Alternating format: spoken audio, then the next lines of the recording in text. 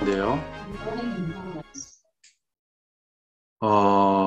김장민 박사는 이제 고대 법대 출신이고, 민주노동당 연구원이 있었어요. 새세상 연구소라고. 거기에서 이제 연구원 생활을 하다가 그 통합진보당 시대에 이르러서 파탄이 났지 않습니까?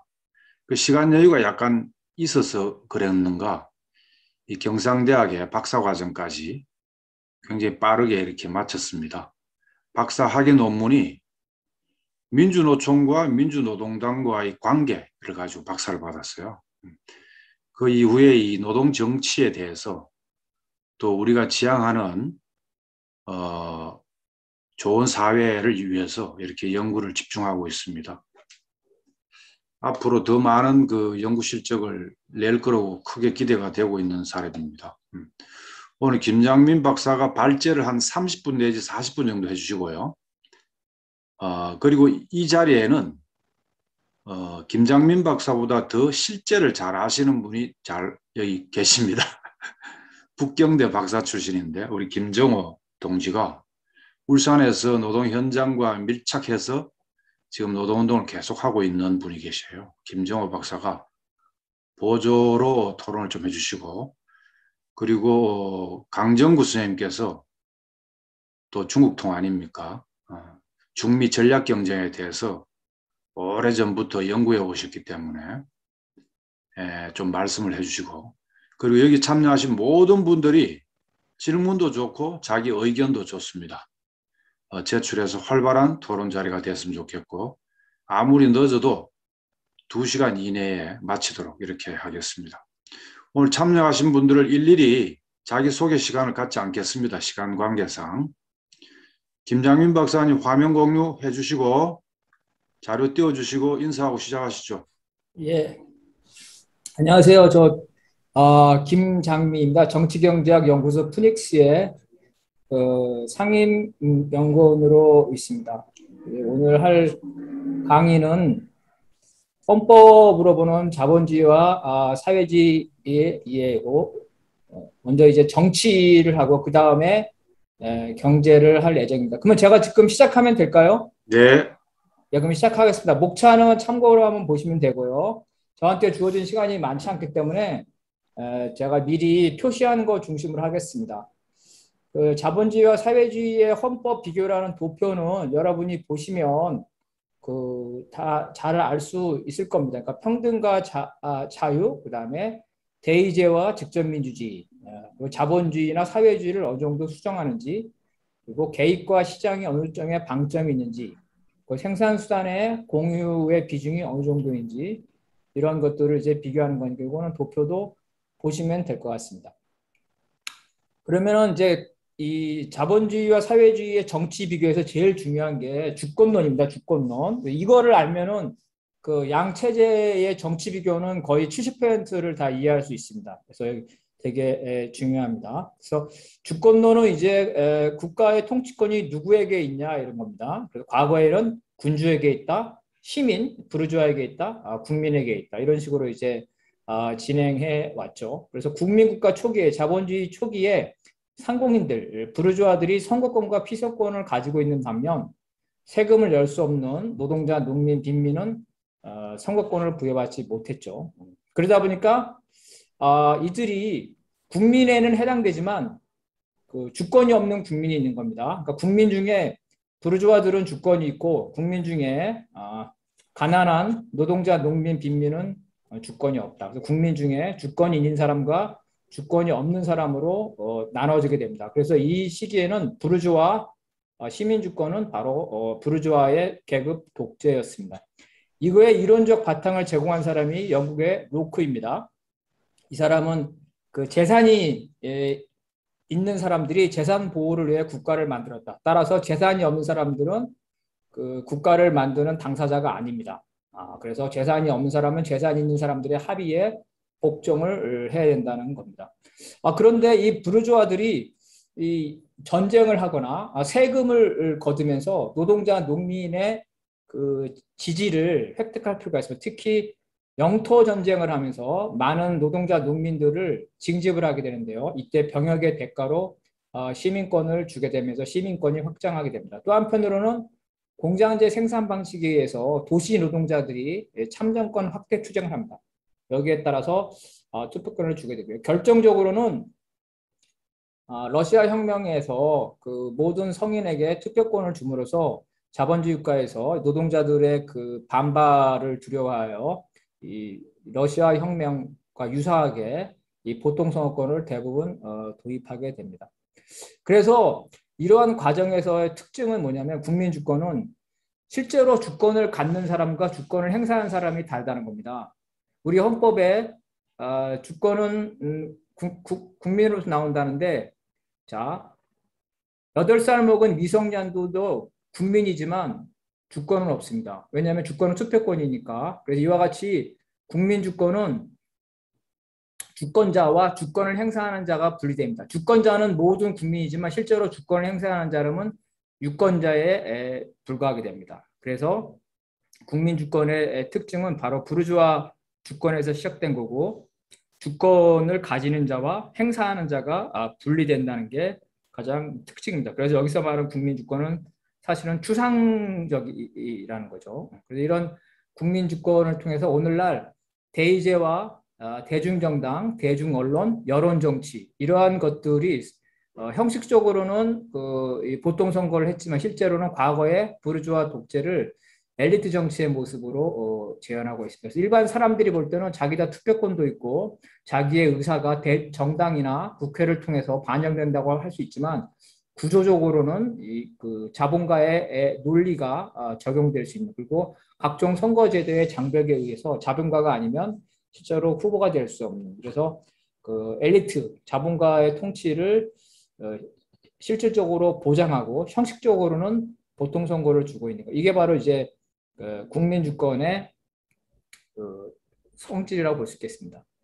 그래서 이 국민 주권에 따르면은 주권은 모든 전체 국민에게 있다는 거죠. 그런데 루소의 인민주권은 바로 사회주의 주권론인데, 루소의 인민주권의 특징은 뭐냐면은, 자, 루소는 국가를 만든 거는 재산이 있든 없든 간에 무정부 상태보다, 자연 상태보다 국가가 있는 것이 좋기 때문에 모든 인간이 합의한 거다. 다시 말해서 국가 계약의 당사자는 재산이 없는 사람도 포함됩니다. 이것이 바로 이제 로크와 다른 점입니다. 다시 처음부터 주권자의 재산이 없는 사람도 포함됩니다.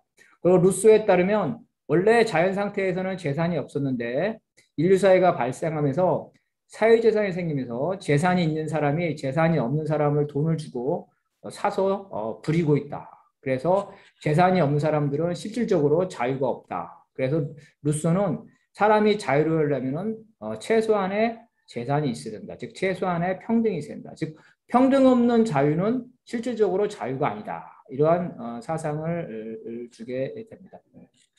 그래서 인민주권에 따르면은 주권은 모든 국민에게 있는 거예요. 주권자는 모든 국민이 아니라 투표권자만 가지고 있는 사람, 즉 투표권을 가지고 있는 전체 유권자 집단에 있습니다. 그래서 우리나라 유권자가 예를 들어서 3,500만 명이라면 나 김장민은 3,500만 분의 1을 주권을 가지고 있는 겁니다. 그리고 예를 들어서 영등포에 주권자가 20만 명이라면 영등포에 있는 사람들은 3,500만 분의 20만의 주권을 가지고 있는 겁니다. 그래서 자기가 주권을 가지고 있는 만큼 구체적인 사람들이 자기가 스스로 통치할 수 있고 통치 방법을 결정할 수 있다. 그래서 여기서는 기본적으로 유권자 전체 집단이기 때문에 집단 지도체제를 기본으로 합니다. 그래서 집단 지도체에서는 최고 권력자도 대의원의 1인에 불과합니다. 그래서 대통령제 같은 임기제도, 그렇죠? 이 대통령제 수상은 독재체제입니다. 어느 한 개인에게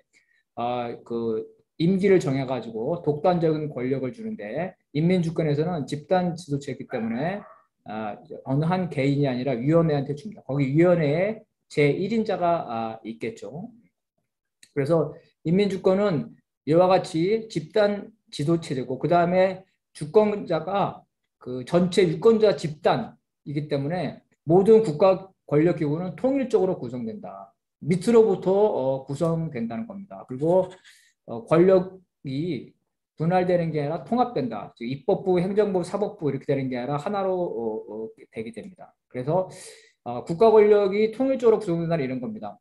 일반 국민들은 소비에트나 대의원, 최고인민회의 아니면 국회를 구성하고 그 국회가 없을 때 운영되지 않을 때는 상임위원회를 구성하고 그 상임위원회 중에는 상무국이 있고 그 상무국에 각 비서가 1인이 제일 비서가 있는 이런 형태로 되는 겁니다. 그래서 대통령을 따로 뽑거나 그러지 않습니다. 모든 권력 기구가 밑으로부터 이론적으로 구성된다. 그리고 인민주권에서는 주권자가 실질적인 구체적인 하나하나의 사람이기 때문에 자기의 구성원만큼 주권을 보유하고 행사할 수 있습니다. 다시 말해서 영등포 일은 영등포 주권자들이 결정할 수 있습니다. 지방자치를 어떻게 할 것인지 직접 할 수 있고요. 그 다음에 주권자 집단이 언제든지 그 대표자를 소환할 수 있습니다.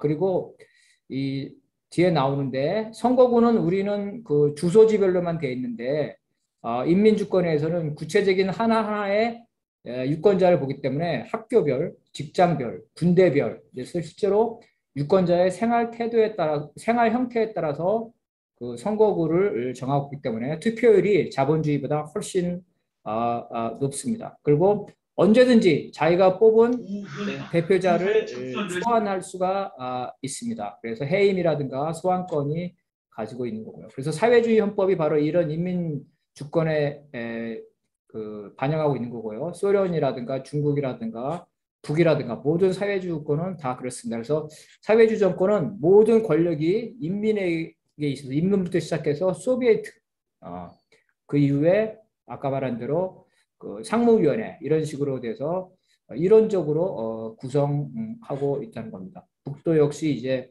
마찬가지고요.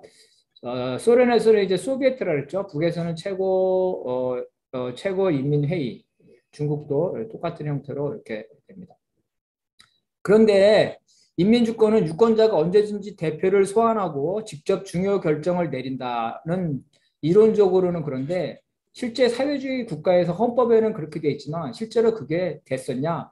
실제로 일반 인민들이 최고 지도자를 소환하거나 아니면 실제로 국민투표가 실시됐었냐? 이거는 현실과 이론은 다른 문제입니다. 소련과 일부 사회주의 국가에서 국민투표가 규정이 되어 있습니다. 또 국민 발의는 아주 특수한 형태로 되는데 다시 말해서 국민 주권이나 인민 주권이나 이론적으로 볼 때 인민 주권이 좀 더 직접 민주주의에 맞지만 실제로 운영되는 형태, 현실이 국민 주권과 반드시 보다 뛰어나다 이렇게 볼 수 없습니다. 현실에 따라 다르다. 그리고 국가 권력을 구성하는 게 국민이 대의원을 선출하고 대의원이 국가 권력기구를 선출하는 민주집중제를 선택한 결과 국민이 대의원을 소환할 수 있지만 직접 뭐 서기장이라든지 아니면은 뭐 주석이라든지 이렇게 소환할 수가 없다는 겁니다. 그래서 중간을 통하지 않고 직접 소환할 수가 없다. 이런 한계가 있다는 거예요. 직접 통제는 사실상 막혀 있다는 겁니다. 그래서 인민주권이 강조하는 직접민주주의의 장점을 또 살리려면 유권자가 높은 정치적 소양을 가지고 있어야 된다. 그렇지 않으면 파퓰리즘이 되겠죠. 선동정치. 그래서 나폴레옹도 선거로 황제가 됐고 루이 나폴레옹도 마찬가지고 히틀러가 선거로 당선됐습니다. 그래서 직접민주주의가 100% 반드시 좋은 건 아니다. 어느 제도든 간에 이론적인 차이점에서는 직접민주나 인민주권이 좋지만 현실에 있어서는 나타나는 것은 달라질 수가 있다는 겁니다. 마찬가지로 인민주권에 따른 국가기관이 국민의 의사와 기본권을 더 존중할 거라는 것도 추론에 불과하다. 그러니까 인민주권에 따르면 국민들이 국회의원이나 대의기관을 언제든지 소환할 수 있고 언제든지 해임할 수 있으니까 그러한 기관들이 국민의 의사를 좀 더 존중할 거라고 보겠지만 실제로 현실에서는 반드시 그렇지 않다는 겁니다. 민주집중제에 따라서 입법부, 사법부, 행정부가 소비에트라든가 최고인민회의에 집중되어 있기 때문에 이러한 것들이 권력 분립적 강구에서 권력 간의 상호 통제는 오히려 자본주의 국민주권보다 못할 수가 있다는 거예요. 그래서 월권 행위를 할 수가 있고 이에 대한 견제가 하기 어렵다. 왜냐하면 권력이 통합 집중되어 있기 때문에. 더군다나 특정 집단이나 개인이 회의 정부제를 통해서 행정부와 입법부 물론 사법부까지 장악할 수가 있다. 그래서 이러한 것들을 우리가 이론은 그렇지만 현실은 이론과 반드시 똑같지 않다는 것을 알 수 있겠습니다. 그럼 사회주의와 자본주의의 헌법을 보겠습니다. 자, 주권론. 사회주의 인민주권, 주권자는 유권자 전체라 그랬죠. 국민주권은 주권자는 모든 국민인데 행사는 유권자만 하죠. 그래서 이게 문제가 있는 거예요. 주권의 보유자와 주권의 행사자가 틀리기 때문에 이게 추상화되고 형식화됐다는 거예요. 그래서 모든 국민이 주권자라고 하지만 실제로는 그 행사는 투표권을 가지고 있는 사람 그리고 투표일에만 하죠. 그래서 루소가 로크의 시민주권에 대해서 뭐라고 말하냐면 영국의 유권자들은 투표일에만 유권자이다. 투표일에만 주권을 갖고 있고 투표일이 아닐 경우에는 주권을 행사할 수 없다. 이렇게 루소가 로크의 그 시민주권을 비난했습니다. 또 인민주권 사회주의에서는 귀속위임이죠. 언제든지 소환할 수 있다. 사회주의 헌법에 보면은 언제든지 소환할 수 있다. 그러니까 선거인단은 피선거인을 언제든지 소환할 수 있다. 무슨 말이냐면 일반 국민은 최고인민회의 의원을 언제든지 소환할 수 있습니다. 그리고 최고인민회의 회의는 상임위원회라든지 거기 주석이라든지 비서를 언제든지 소환할 수가 있습니다. 그런데 일반 국민이 최고인민회의를 거치지 않고 주석이나 제1서기장을 소환할 수 있는 길은 없어요. 그러니까는 그 이론적 구성 원리이기 때문에 민주집중계에 따라서 허용하지 않습니다. 자본주의 사회에서는 반대로 이제 자유유임이죠. 자유유임이다. 선거로서만 교체할 수 있다는 거고요. 그래서 자유권, 평등권 이건 다 아는 얘기고 대의기구는 그래서 밑으로부터 단선적인 구조고 그래서 일반 국민은 직접 선거를 하는 거는 그 대의원, 최고인민회의, 소비에트만 직접 선거를 하고 나머지 그 이상의 관료나 그 이상의 상급 단체는 간접 선거를 할 수밖에 없어요. 이게 그렇다는 거죠. 그 다음에 단선적이라는 거죠. 그러니까 그 하나의 그 최고위원회에서 최고위원과 그 다음에 상임위원회, 뭐 주석 이렇게까지 한꺼번에 거기서 다 끝난다는 거예요. 근데 자본주의 국가에서는 어떻습니까? 복선, 국회의원 따로 뽑고 대통령 따로 뽑죠. 이원적 구조죠. 사회주의에서는 이런 이원적 구조를 허용하지 않습니다. 물론 내각제가 있죠. 내각제가 있는데 이 내각제에서는 제1당의 당수, 제1당의 당수가 수상이 되죠. 그러니까 국민들이 국회의원들한테 투표할 때 우리나라의 수상이 누가 될지 이미 알고 있습니다. 그런데 인민주권에서 어때요? 국민들이 최고인민회의를 뽑을 때 누가 수상이나 주석이나 제일 비서가 될지 알 수가 없어요. 그래서 이런 차이점이 있다는 겁니다. 그래서 대기구가 이런 식으로 아까 다 얘기했죠? 이렇게 된다는 거예요. 그 정부 형태는 입법부 의회의 권력 통합이다. 그래서 검찰, 법관, 주요 직책을 전부 다 의회에서 선출합니다. 자, 자본주의에서는 어떻게 하냐면요. 의회에서 그 찬성 반대만 해요. 대통령이 예를 들어서 추천을 하면 의회에서 찬성 반대만 하는데 사회주의는 그게 아니래요. 그 대법원장, 검찰총장 이런 사람들을 의회에서 그 직접 정해가지고 뽑는 겁니다. 그러니까 대통령이 정한 사람을 찬반 투표만 하는 거는 자본주의 사회고 사회주의 사회에서는 그게 아니다. 의회에서 구체적인 사람을 직접 선출한다는 겁니다. 자, 경제 질서는 뭐 뒤에 나올 건데요. 이건 생략하겠습니다. 내일 하기 때문에. 이로써 이런 조건에서 볼 때 중국의 사회주의 헌법을 한번 보겠습니다. 왜냐하면 중국은 아시다시피 그 소련이 붕괴됐지만 지금까지 체제를 유지하고 있기 때문에 사회주의 헌법의 변화 과정이 있기 때문에 일종의 교과서처럼 한번 볼 수 있습니다. 그리고 과정을 보겠습니다. 첫 번째, 중국 사회주의 기본 헌법을 공산당 규약을 통해서 한번 보겠습니다. 첫 번째는 공산당이 중국 사회주의 국가와 중국 인민을 영도를 한다는 겁니다. 영도를 한다. 그러니까 지도를 한다는 거죠. 그럼 이 지도의 내용이 뭐냐? 이때의 지도의 내용은 법률적 영도가 아니라 지도가 아니라 정치적, 사상적, 조직적 영도를. 무슨 말이냐면 공산당이 결정한 내용이 바로 국가의 결정 사항이 되는 게 아니라 이거는 이제 법이죠. 공산당의 결정사항은 국가의 결정사항이다. 이렇게 법으로 하는, 이게 법률적인 그런 게 아니라 공산당의 결정사항이 국가의 결정사항이 되려면 공산당 간부들이 국가의 간부가 돼가지고 당의 결정을 국가의 결정으로 변화시키는 그러한 정치 이 사업을 한다는 거예요. 그래서 이러한 과정이 있다. 이게 왜 중요하냐면 당과 국가가 분리되지 않고 당의 결정이 바로 국가의 결정으로 등치되는 이러한 경우가 많이 나타나는데 그렇지 않다는 거예요. 당과 국가는 분리되고 다만 당의 방침은 정치 사업을 통해서 된다.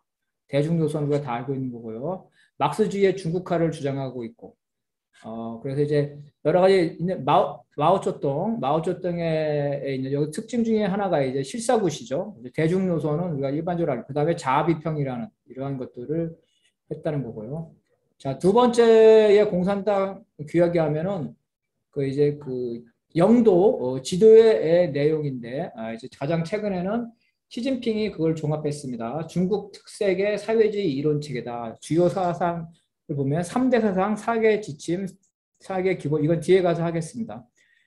자, 3대 사상은 당연히 이제 그 마오쩌둥 사상까지고요. 4개 지침은 덩샤오핑 이론과 장쩌빈의 3가지 대표 중요 사상입니다.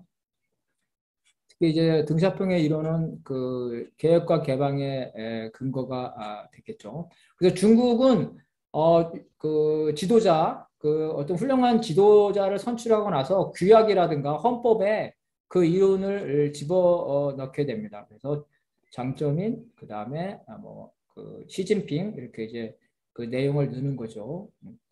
그래서 이와 같은 것들이 이제 그 3가지 대표 사상은 뭐냐면은 중국의 공산당이 당에 영도하는 내용인데요. 가장 선진적인 사회 생산력, 경제 발전을 해서 인민의 수요를 요구를 받아들인다. 선진적인 문화, 그다음에 인민 대중의 근본적인 이익을 대표를 해야 된다.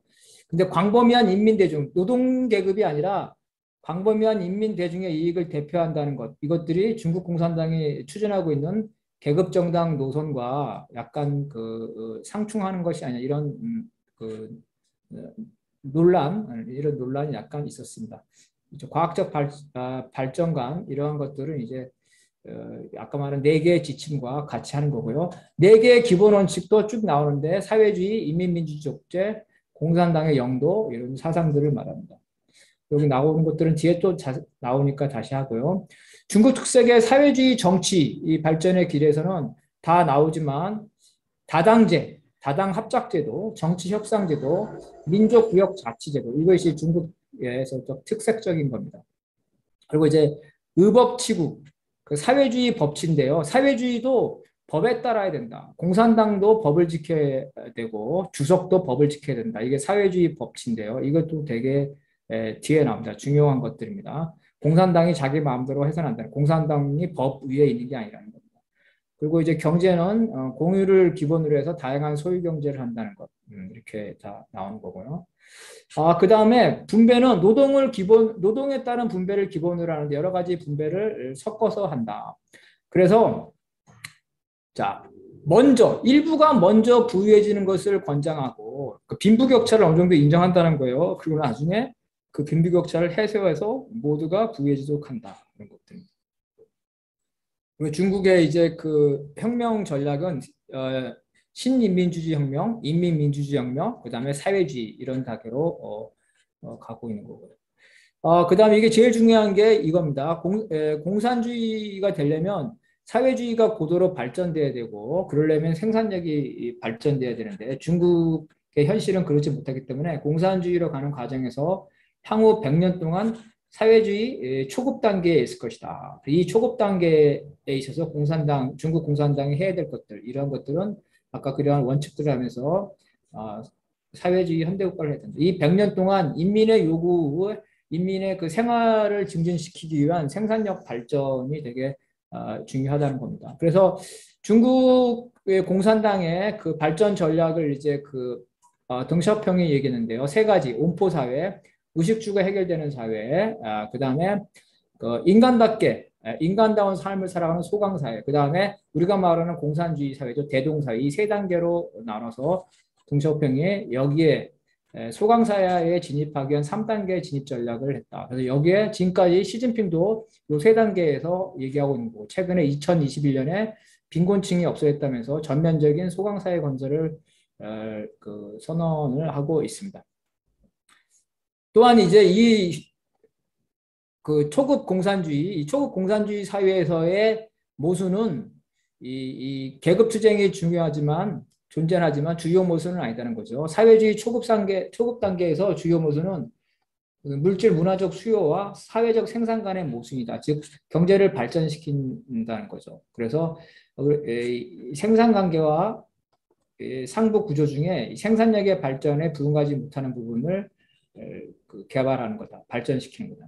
이게 이제 공산당 규약이에요. 이 공산당 규약을 따른 원칙을 중국 헌법에서 좀 더 자세하게 이야기하고 있습니다. 그래서 다 얘기하고 있는 거고, 신민주의는 이제 통일전선에 나온 거고, 그래서 정치협상. 그래서 중국은 우리에 해당되는 국회 이외에 정치협상이라는 게 있습니다. 정치협상이라는 게 있는데, 이 정치협상이 바로 이제 다당 합작, 노동계급의 중심성을 관철시키는, 그래서 국회에 해당되는 부분에서 결정하기 전에 이런 통일전선 기구에서 먼저 며칠 동안 계속 토론하면서 그러한 것들이 충분히 공감대가 형성된 이후에 이 안건 처리합니다. 그래서 이제 사회주의 국가에서는 이런 충분히 토론을 많이 하기 때문에 찬성률이 많이 나오죠. 이게 좀 차이점이 있다는 겁니다. 그리고 이제 중국 공산당의 영도는 아까 말했죠. 이게 정치적, 사상적 조직. 왜 이거였냐면 당과 국가를 일치시키는 경향이 있었다는 겁니다. 모택동, 그렇죠? 당이 국가를 대신해서 합니다. 당은 국가를 대신하는 게 아니라 국가가 제 역할을 하도록 지도를 하는 거 해야 되는데, 당이 국가를 제치고 하는 거, 이러면 안 된다는 거. 그에 대한 반성이 바로 이겁니다. 그래서 이러한 것들이 이제 헌법에 1954년부터 최근의 헌법에 순차적으로 됐다는 거. 이와 같이 등소평, 장점인, 그죠? 최근에 이제 시진핑 이런 것들이 명문화 되게 됩니다. 그리고 중국 특색의 신형공업화, 이거는 이제 자원 전략, 환경 친화 이런 걸 말하는 거니까 초기에는 어쩔 수 없이 환경 오염적 산업을 하고 대외 자본을 끌어들였지만 이제는 그렇지 않겠다 하는 겁니다. 그리고 초기에는 빈부격차를 허용했지만 이제는 그렇지 않겠다. 이것들이 이제 현대, 그죠? 현대화 건설에 관한 것들입니다. 그래서 이러한 물질 문명을 발달시켜서 인민의 요구를 부응하면 점차 정치 문명과 정신 문명의 조화로운 발전을 하겠다는 겁니다. 자, 사회주의 이 법칙. 그래서 사회주의 법칙, 공산당의 영도는 간접적인 거다, 직접적인 게 아니다. 그리고 공산당 주석도 법을 지켜야 된다. 이런 거는 바로 1956년 문화혁명에 의해서 심각하게 회생돼서, 문화혁명에 의해 가지고 문화혁명 소조가 국가기관을 대신해서 통치를 했습니다. 그래서 이 법이 무너지고 국가기구가 무너졌기 때문에 그거에 대한 반성으로 당이 국가를 대신하면 안 된다는 거죠. 이미 유소기가 이러한 것들을 당과 당원이 법을 지켜야 할 걸 주장을 했는데 모택동 시절에 사실은 이제 그렇지 못했던 거죠. 그에 대한 이 반성이다.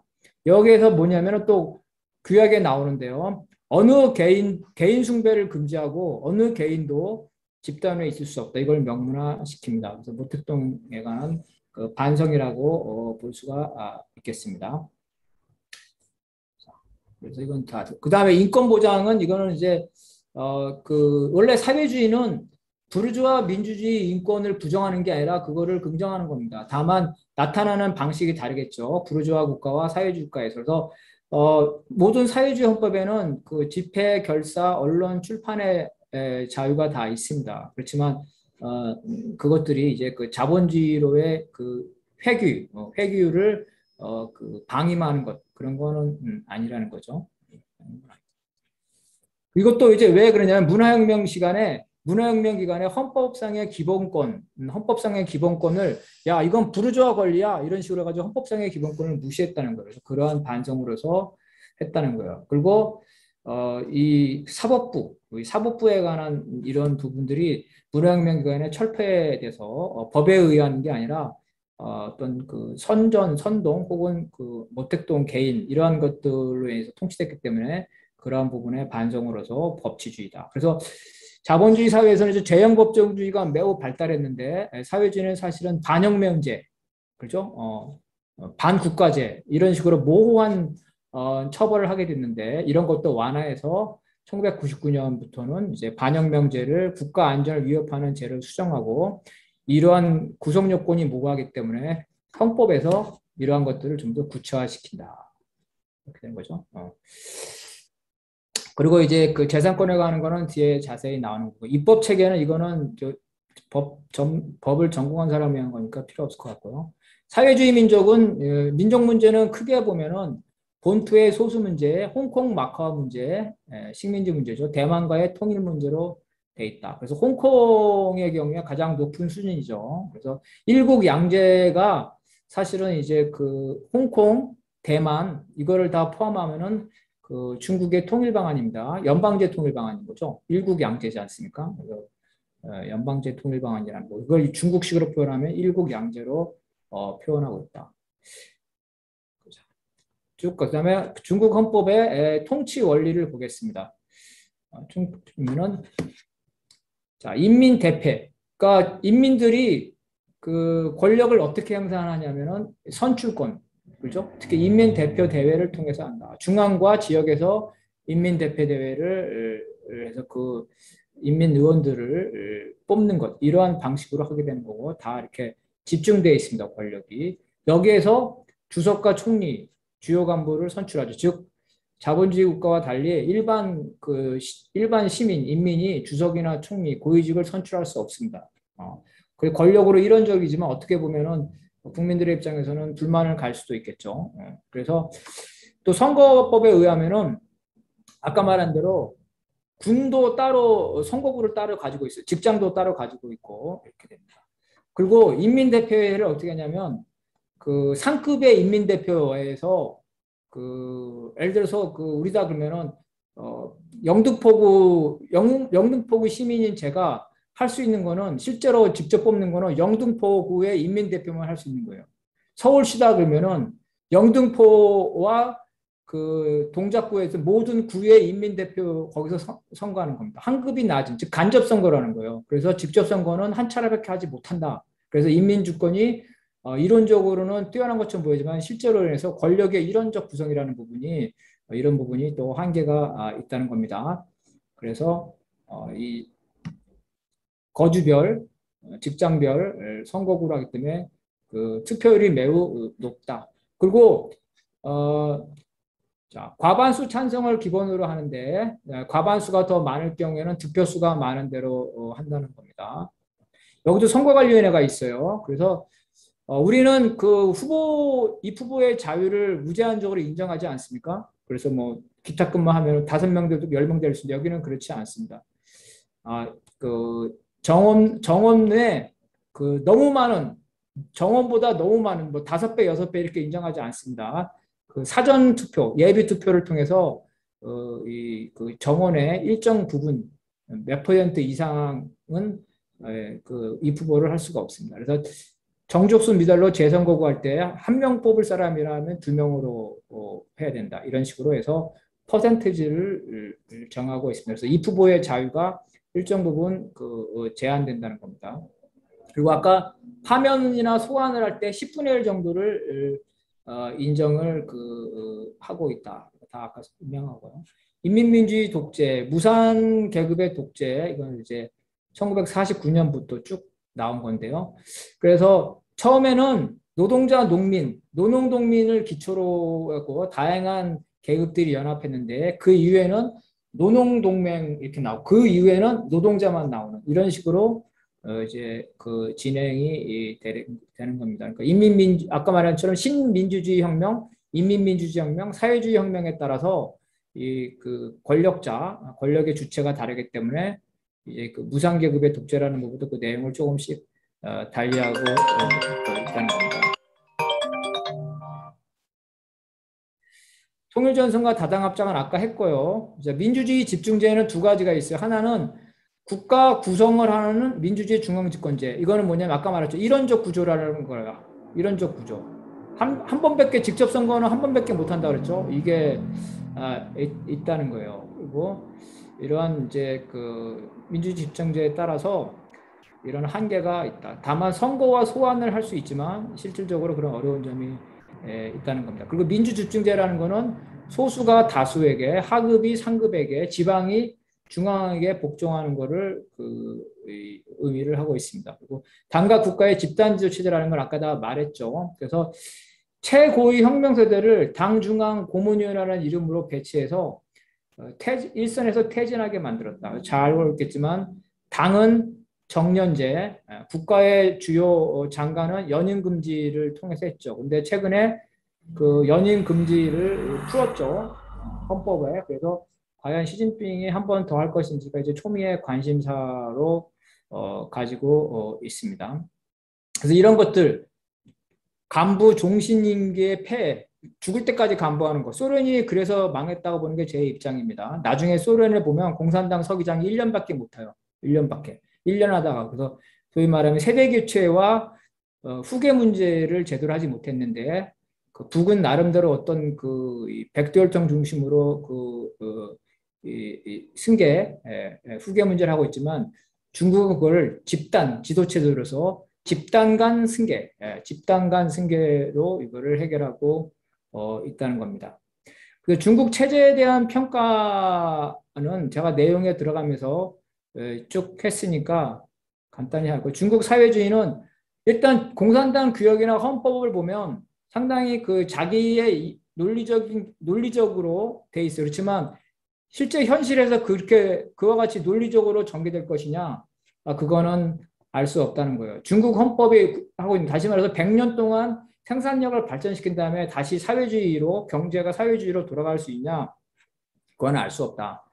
원하는 대로 하지 않는다면 중국은 사회주의가 아니거나 아니면 다른 개념의 사회주의로 도피한다. 제가 볼 때는 아마 중국식 사회주의라는 다른 개념의 사회주의를 우리는 생각해야 된다. 과거의 사회주의가 아니라 사회주의 개념도 바꾸기 때문에 새로운 사회주의 개념을 생각해야 되지 않을까. 중국이 사회주의도 아니다보다도 중국식 사회주의를 인정해 준다는 거죠. 인민주권은 간접 선거가 있고 직접 선거가 제한됐다 그랬죠. 도시와 농촌 간의 선거인의 격차 4배를 인정하고 있어요. 불평등이죠. 그러니까 도시와 농촌의 선거인의 격차, 입후보의 자유를 제한하고 있다. 지방자치가 결국에는 상급단체, 중앙정부가 일방적으로 결정하고 있다는 거죠. 사회주의 법치는 원래 중국에서 나온 게 아니라 소련에서 나온 겁니다. 발전된 사회주의 헌법에서는 다 사회주의 법치가 나와. 이게 되게 중요한 게, 북도 지금은 현재 그 수령 체제지만 결국에는 수령 체제 물론 집단 체제의 나타나는 하나의 종류라고 볼 수도 있겠지만, 장기적으로 보면 북이 현재 전시 사회주의를 지난다면 결국은 북도 사회주의 법치로 갈 수밖에 없다. 최근에 와서 당과 국가를 분리하고 그다음에 당에 관한 여러 가지 그 대회 같은 거를 주기적으로 이런 거 보면은 바로 북도 이미 그 사회주의 법치를 이미 고려하고 있다는 겁니다. 그래서 사회주의가 발전되면 이와 같이 사회주의 법치가 발전할 수밖에 없다. 거죠. 그럼에도 불구하고 중국 헌법은 사실은 형식적으로는 최고법이지만 내용적으로는 중국 공산당에 의해서 그 지도되기 때문에 자본주의 국가와 같이 그 헌법이 어떤 강한 구속력을 가지고 있는 것은 아니라는 겁니다. 대외관계, 중국의 대외관계는 다 아시는 거니까 중화이고, 그래서 정화가 15세기에 그 원거리 외교를 한 이후에 중국이 자기가 중심이기 때문에 외교는 주변국을 다루는 것, 즉 기미라고 합니다. 주변국을 굴레를 씌워서 구속한다는 것. 이게 이제 최근에 4대 공정도 이제 역사 사회주의 중국 민족에 편입하려는 것, 이런 건데요. 근데 중국이 그 반식민지를 극복한 이후에, 근대 이후에는 결국은 주변부가 아니라 그 서방이라는 것, 이 서방에 대한 태도가 핵심이 됐죠. 그리고 도강양해, 때를 기다린다는 거죠. 그 다음에 화평 불기, 세계 평화를 지지하면서 대국으로 발전하겠다. 거고, 점점 경제가 발전하면서 경제를 기본으로 유소자기, 경제를 기반으로 적극적으로 그 개입하겠다는 겁니다. 그리고 미국과 경쟁하면서 공감대 이루지 못하는 부분을 일단 양보하지만 훗날을 도모한다. 부존동의. 그리고 최근에 와서는 시진핑은 좀 더 강력해졌죠. 이제 경제력을 기반으로 해서 군사적으로도 확대합니다. 신대국 외교를 한다. 그래서 신형 대국은 미국 당국 체제를 미중 양국 체제로 바꾸겠다. 그리고 친성 해옹은 그 주변 국가들을 경제력을 동원해 가지고 운명 공동체로 만들겠다. 경제 블록을 만들겠다는 거죠. 바로 1대1로 사업이 바로 이런 겁니다. 그리고 최종적으로 부국 강병이 돼 가지고 미국과 그 경쟁하겠다. 그래서 이 시기에는 엄청나게 군비를 확장합니다. 뭐 그 공장에서 찍어내듯이 선박을 만들어 가지고 군함은 지금 미국보다 앞서고 있고 항공모함도 계속 만들어져서 결국 이제 여기에서는 군사적으로도 미국과 대항할 수 있는 이런 형태로 가겠다는 게 최근에. 그래서 전랑 외교라고 그래가지고 외부에서 이런 공격적인 외교를 평가하고 있습니다. 나머지 이제 소련은 똑같습니다. 그래서 첫 번째 인민민주주의헌법, 이제 중국 헌법에 가장 아까 인민민주주의헌법, 사회주의와 문화혁명, 그 다음에 최근에 이것들은 다 한 거니까 쭉쭉 넘어가고요. 보시면 될 것 같아요. 소련의 인민민주주의헌법이 없다고 그러는데 있습니다. 1918년부터 1924년까지 소련 헌법이 없고 러시아 연방헌법만 있어요. 이 시대가 바로 인민민주주의 헌법입니다. 인민민주주의는 헌법은 뭐냐면 내부에 존재하는 자본주의 세력을 청산하는 것, 그 다음에 혁명 이후에 경제 혼란에 대응하는 것, 그 다음에 대외적으로 반혁명 세력으로부터 나라의 주권을 수호하는 것. 이게 다 똑같아요. 소련, 중국, 뭐 베트남 모든 나라는 다 쿠바 다 있어요. 그래서 이런 인민민주주의 헌법이 있는 거고, 그 다음에 사회주의 헌법이 있는 거고, 그 다음에 발달된 사회주의 헌법이 있는 겁니다. 이와 역시 중국도 마찬가지고 북도 이런 형태로 가다가 북은 이제 냉전 이후에 이 발달한 사회주의 헌법으로 나아가지 못했죠. 그래서 이런 게 그 보편성을 가지고 있다는 겁니다. 사회주의 그 헌법들이. 소련 붕괴기의 헌법은 뭐가 문제냐? 인민주권을 포기했어요. 그래서 대통령제를 받아들여 가지고 그 의원, 그러니까 국민이 한편으로는 소비에트도 선출하고 한편으로는 대통령을 선출하게 법을 바꿨는데 초대 대통령에 한해서는 고르바초프를 간접으로 뽑았습니다. 그리고 엘친이나 다른 그 지방의 그 대통령들은 직접 선거로 뽑았어요. 그 고르바초프가 그 간접 선거였기 때문에 인민들의 지지를 그 소련을 지키고자 하는 고르바초프를 지키자 하는 인민들의 지지 이런 부분은 부족했어요. 오히려 엘친이 소련의 러시아에 자기가 직접 뽑은 엘친을 지키고자 하는 그래서 이러한 직접 뽑은 거와 간접 뽑은 거 이런 차이점이 있다. 어쨌든 소련 붕괴기에는 인민주권을 포기했다. 공산당의 지도력도 포기했습니다. 그래서 그 붕괴가 됐다는 거. 북도 역시 마찬가지예요. 인민민주주의 헌법 있었고 사회주의 헌법. 다만 이제 북은 이제 그 냉전이 붕괴되면서 발전된 사회주의 헌법으로 가지 못하고 이와 같이 이제 주체사상을 기본으로 해서 그래서 주체사상이 마르크스 레닌주의의 기원을 뒀다는 것, 즉 주체의 사회주의 국가라는 것 이런 것들이 다. 나머지 내용은 그 사회주의의 일반적인 거랑 똑같이 갑니다. 권력의 그 방식이나 사회주의 법률제도라는 거 요즘에 많이 강조되고 있습니다. 그래서 사회주의 법치가 아직 중국에까지 가지 못하고 있지만 결국은 북도 사회주의 법치를 강화하는 쪽으로 갈 수밖에 없습니다. 쿠바도 마찬가지로 1959년에서 76년까지는 헌법이 없었는데 이때 바로 인민민주주의 헌법이다. 그 다음에 76년에 사회주의 헌법이 됐죠. 그 다음에 최근의 헌법은 그 중국과 유사하게 가고 있습니다. 중국과 유사하게. 베트남은 뭐 그 중국과 유사 이미 한 거고요. 베네수엘라는 사회주의는 아니고 민주적 사회국가라고 하고 있습니다. 그리고 다당제를 허용하고 있어요. 실제로 선거에 후보가 다당제로 나온다는 거예요. 쿠바는 공산당만이 그 후보를 선출해서 당은 인정하는데 선거에는 공산당만이 후보를 내게 할 수 있습니다. 일단 제 시간이 한정돼서 여기까지 하고 제가 내용이 자세하기 때문에 보시면 다 이해되는 거기 때문에 좀 이렇게 간단하게 했습니다. 네, 이상입니다. 네, 김장인 박사 고생했습니다. 네. 방대한 내용을 압축적으로 이렇게 하다 보니까 조금 그 이해가 덜 되신 분들도 계실 텐데, 기본 전제는 이제 그런 겁니다. 이제 일당 이 프롤레타리아 독재, 인민 민주 독재에 입각한 지도 정당으로서의 중국 공산당, 또 뭐 조선노동당, 쿠바 공산당 이런 부분이 있어서 여야 개념이 아니고, 그렇다고 해서 우당, 다른 당이 없는 것도 아니죠. 정치에 있어서. 그리고 이제 입법부 산하에 사법부, 행정부가 다 그 휘하에 이렇게 있다는 점이 이 이른바 자유민주주의 형태를 띠는 이 부르주아 민주주의하고 다른 측면이겠습니다. 뽑는 방식도 좀 다르고요. 이런 측면을 쭉 얘기를 해주셨는데, 연이어서 우리 김종호 박사 계신가요? 김종호 박사가 중국에 거의 한 16년 정도 이렇게 사시면서 공부했고 실제를 지켜봤기 때문에 조금 보완해서 말씀을 좀 해주셨으면 좋겠는데요. 제가 이제 따로 발언을 준비한 건 아니고요. 그 토론 속에서 질의와 응답, 저도 이제 질문할 게 있고, 네, 그런 식으로 진행하려고 했는데, 먼저 저를 지적하셨으니까, 우선 간단한 사항부터 좀 이제 발제자한테 질문하겠습니다. 네, 그래도 될까요? 예, 예, 그 발제문에 보면요, 이 문화 대혁명 기간 동안에 국가의 결정은 당의 결정으로 대체됐다. 이런 얘기가 나오거든요.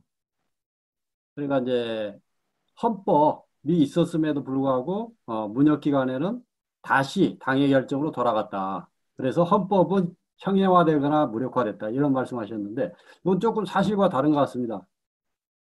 당의 결정으로 대체된 게 아니고 당의 시스템 자체도 무너졌다는 거예요. 문혁의 문제점은. 그래서 이제 사인방해라든가 그 인표 집단 이런 개인적인 야심가에서 완전히 당 체계가 무너지고 물론 이제 국가 질서도 무너진 건 말할 것도 없죠. 이런 상황이기 때문에 조금 이 부분을 좀 지적하고 싶습니다. 네. 강정우 선생님, 조금 보완해서 해주실 말씀 없습니까? 질의응답 들어가기 전에.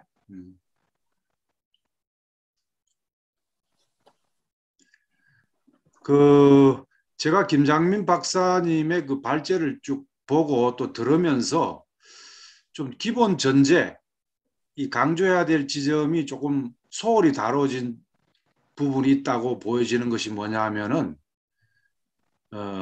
이제 중국 공산당이 국가, 정부, 재반 사회를 이제 지도하지 않습니까? 영도를 하는데, 그 영도하려면은 인민들로부터 지도를 받아들일 만한 권위와 내용이 있어야 될 거 아니에요. 근데 권위와 내용을 쌓는 그 과정이 있지 않습니까? 공청으로부터 시작해서 오랫동안 아래로부터의 사상적, 조직적, 실천적 검증 과정이 있단 말이에요. 근데 그런 점이 지금 부르주아 민주주의, 자유민주주의 정치에서는 그게 빠져 있단 말이에요. 그게 전혀 되지 않는 건 아니나 선거 시기에 완전히 인기투표처럼 아주 그 표피적인 이미지 정치로 이렇게 사람을 뽑는 경향이 많지 않습니까? 언론에 많이 비치고 인지도 높으면 유리하고, 이런 거하고 이 사회주의 정치 이 시스템은 완전히 다르다는 거죠. 그 점에 대해서 조금 강조가 있어야 되지 않겠나 하는 생각이 들었습니다. 강정우 선생님 계십니까? 자, 그러면